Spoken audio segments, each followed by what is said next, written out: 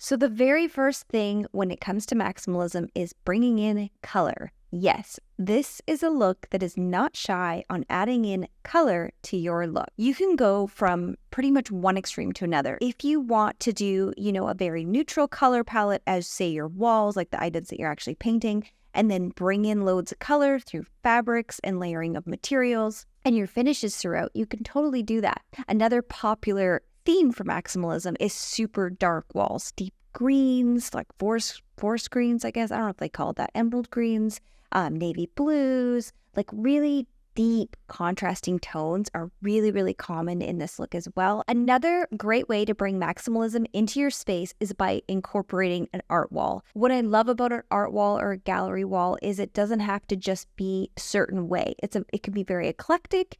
It can be very streamlined.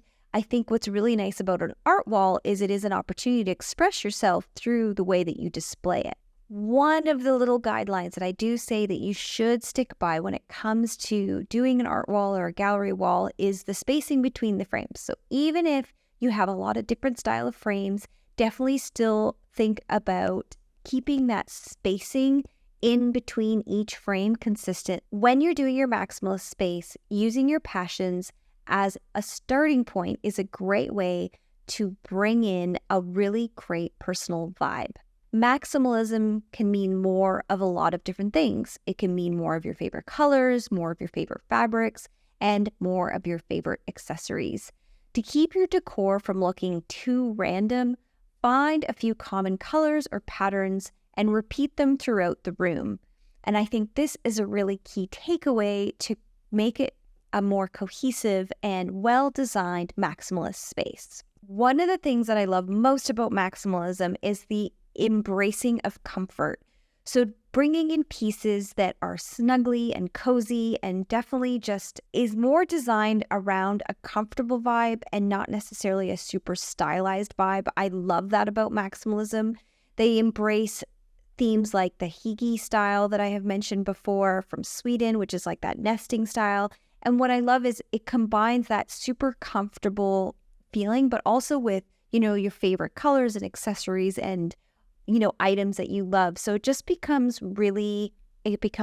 Really, maximalism is just about tailoring the space to your own personal preferences, passions, and interests. And it doesn't have to be super colorful, doesn't have to be super over the top, but it can be. And I think that's what it comes down to. And having, a stack of books is awesome. Having an interesting, gallery wall is something you can bring in, having something interesting on display. And you can do those things and not be too much over the top, or you can go crazy over the top.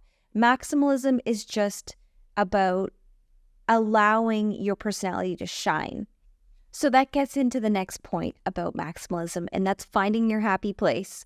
And that's exactly what it's about. Essentially, maximalism is the perfect decorating style if you love happy colors, happy items, palettes, patterns, the whole 9 yards. What I really love about maximalism is that you can have vintage decor added into it, and it just really makes it an even more interesting vibe to the space. It gives it that extra depth of a story. But maximalism and vintage style really go hand in hand because, again, you could have things that are handed down from generations that you can incorporate into the space. You could be a collector of vintage items. And when thinking about vintage, I also think about, Art Deco. And I've done a video on Art Deco. You guys really like that video. And again, bringing in, those Art Deco pieces, those vintage items will really work with the maximalist decor. And the biggest key when mixing styles is take maximalism styles that are very similar and mix those together. And the absolute best part about maximalism is you don't need to be perfect.